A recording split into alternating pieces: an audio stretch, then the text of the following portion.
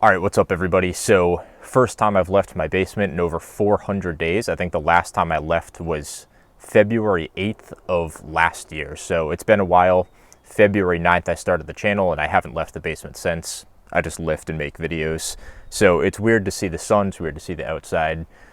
It's kind of nice actually, I might do it again. So today's video, we're going to be talking about intensity techniques. I think one of the most confusing things in lifting is understanding how hard to train. That this is one of the things that confuses beginners and even people that are past the beginner phase. Understanding whether you should go towards volume or intensity, it's confusing, and there's a reason there's a big debate. So what I want to give you guys is my personal philosophy and my theory when it comes to how hard to train and how hard to take each set. And I want to give you an actual tool that you can implement in your training to see if you're training hard enough. And this is just the way that I do it. So I'm not telling everybody that this will work for you, but I think this is a great baseline to at least start experimenting and get immediate feedback on how things are going in your training in terms of intensity. So the first thing that I do want to go over is what is an intensity technique. An intensity technique is a method that you can use to get more intensity out of your set.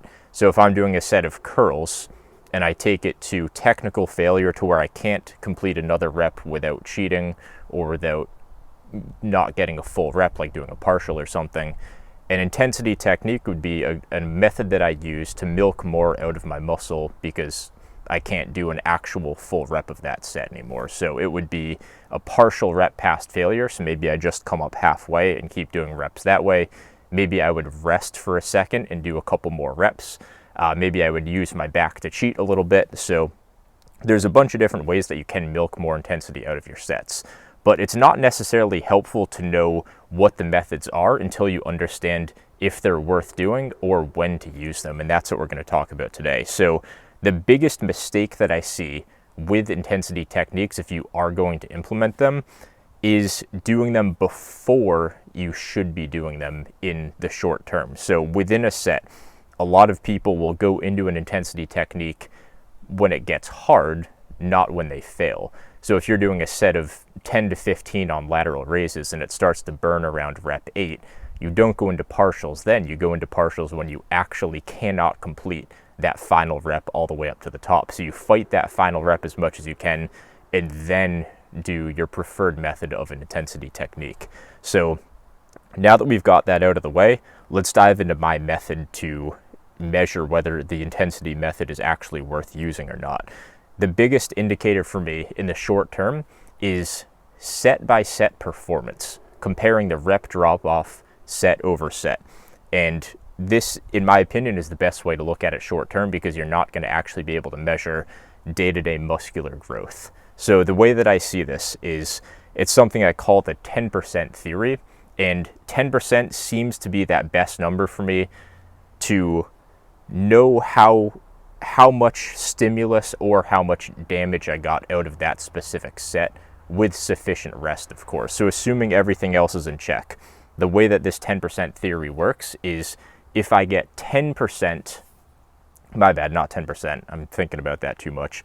If I get 10 reps on my first set, a good indicator that the set was hard enough is if I lose 10% of my reps. So if I lose 1 rep that next set and I get 9, that's a good indicator that I got enough stimulus, and it wasn't overkill, but it wasn't underkill either. I'm getting enough to where the next set is still worth doing. It's still challenging, but clearly I got some type of damage and disruption from that first set because I can no longer replicate that performance.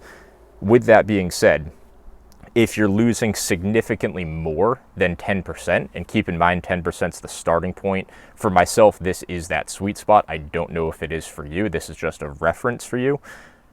When you take that 10% and you say you bump it up to 20 or 30%, there's a chance that's too high and you're doing too much, you're getting too much fatigue from your first set.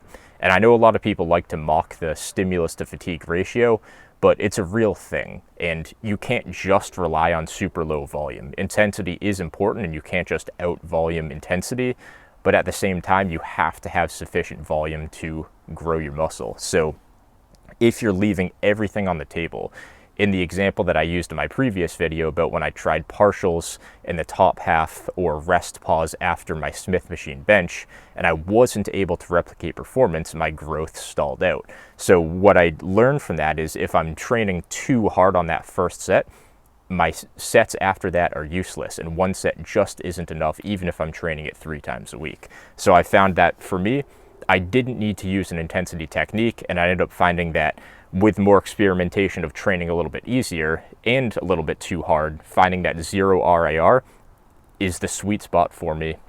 Too many bugs out here. For that lift. So this is of course going to vary lift to lift and lifter to lifter. So you do have to experiment.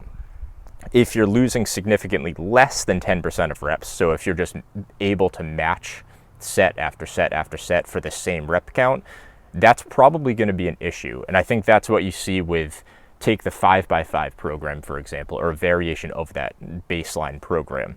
A lot of people leave reps in the tank on that first set just so they can match performance on the 5th set. What they're doing is they're sandbagging. They're not getting enough intensity on the first few sets. Only the final couple are actually worth something, and maybe that's not quite enough for them. So I see this a lot too with those influencer just laundry list workouts that you see on Instagram, where it's a chest workout and there's 7 lifts on that day, and it's 4x12 of this, 4x10 of this, 3x12 of this, and they're all just these cookie cutter static set ranges. Not even a range, it's just a static amount of sets, a static amount of reps, and your proximity to failure, aka your intensity, is just, that's the variable that they chose to let fluctuate and not actually take seriously. And they're taking what the outcome of the proper proximity to failure is, and they're keeping that stagnant, which limits your ability to train hard in certain cases. So it is important to understand performance in the short term, set by set. And I don't think this is the end all be all, but I think it's a great first glance, and then you do have to measure the results in the actual mid to long term as well. So the next point that I've got here is that some lifts just won't be stimulative enough through just hitting technical failure. And this is where you have to move beyond the black and white of completing a rep. And this is very powerlifting. This is very Olympic lifting, very CrossFit. How many reps can you complete? When you're bodybuilding, you have to look at the muscle itself. So take a calf raise, for example. Why would you stop a set just when you can't complete a full rep? When you go into partials past technique failure on calf raises, the muscle's still being trained. The muscle doesn't necessarily know that it's not quite a full rep. And that's not to say range of motion isn't important, because of course it is. But for this example, why would you stop just because you can no longer complete a full range of motion rep, right? So for some lifts, yes, that just happens to be enough stimulus for that muscle. But at the same time, don't let that mindset limit you. Think outside the box a little bit and understand that an intensity technique isn't going to just ruin everything and say like, all right, well, your muscle just stops getting stimulus and only gets fatigue after technical failure. You have to realize that some muscles and some lifts, you just can't quite generate enough force or enough tension without going above and beyond to those unmeasurable, sloppy, past failure techniques. And something like a calf raise, we're slowly learning, at least I'm slowly learning in my training experience, that just taking a set to technical failure, no matter how much it burns, no matter how hard that last rep is, it's not enough for me. And I have to do partials past failure in the bottom half. And that's where allowing myself to think outside of the box and push that hard gave me pretty good benefits, and I'm finally growing a muscle that I haven't grown in my 7 years of lifting so far. So it's an important thing to understand. Next point, some lifts will be too stimulative or damaging or fatiguing, for example, to take to or beyond technical failure. So the other side of the spectrum of my previous point, you take something like a calf raise, I didn't get anything out of just taking it to technique failure. I have to go beyond failure. But when you take a lift, say like a Romanian deadlift, this lift, it's highly stimulative, it's a potent lift, but it's also pretty fatiguing. You're training in the stretched position, you're training large joints, you're training your lower back. you don't even need to take this lift to technical failure. And it probably would be detrimental for you to take it beyond failure in most cases. Like for myself, if I was to try and do partials past failure in an RDL, that would be way overkill. I lose reps by even doing a set with like 5, 4, 3 reps in reserve. I'm still losing performance set over set because I'm getting a lot out of strict technique and leaving a couple reps in the tank. And that says a lot to the potency of the lift. And not every lift is like that. They're all going to be different. And some, it's not black and white like compound versus isolation or lower body versus upper body or machine versus free weight. There's a lot of factors that play into it, where some compound lifts you have to take beyond failure, and some isolation lifts you can get by just fine going to technical failure, right? So it does vary from lift to lift. And 2 more points that I want to leave you guys with today. The first point is going to be anytime you're experimenting in your training, you can't just experiment once. You can't just do it for one day and see how that goes, because it's a learning curve, and lifting is a game of adaptations. So take another example I have for this is if you're learning a new lift. The amount of times when I first started lifting that I'd try a lift once and then just write it off because it didn't feel right, or it felt too hard, or I felt weak and helpless in that lift, I missed out on a lot of good lifts earlier in my career. Where at this point, when I actually give a lift the time of day, say 4, 5, 6, 7, even 8 weeks in some cases, and I give it that tryout, and then maybe by week 8 it actually feels much better than week 1, that's a great opportunity that I've had.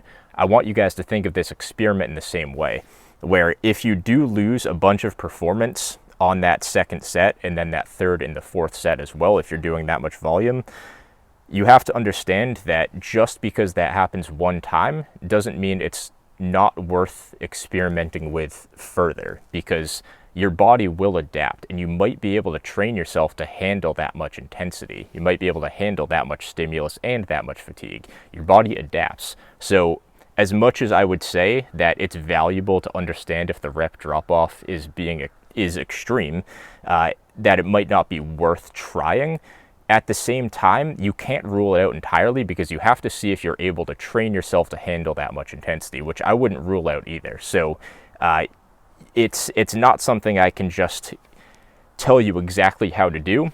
It's all situational, and that's basically what the game of lifting is. The last point that I want to leave on here is when it comes to intensity techniques, as simple as this is, I've noticed myself, I log my training religiously. I don't live by the rule book, but I write everything down that I do.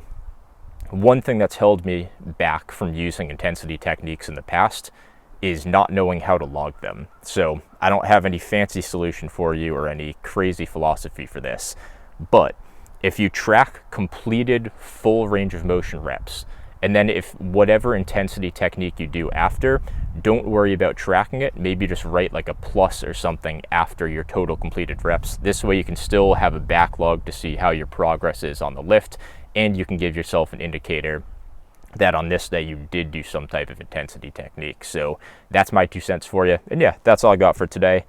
Who knows, maybe you'll see more backyard bodybuilding. Maybe I'll go back to the basement. We shall see.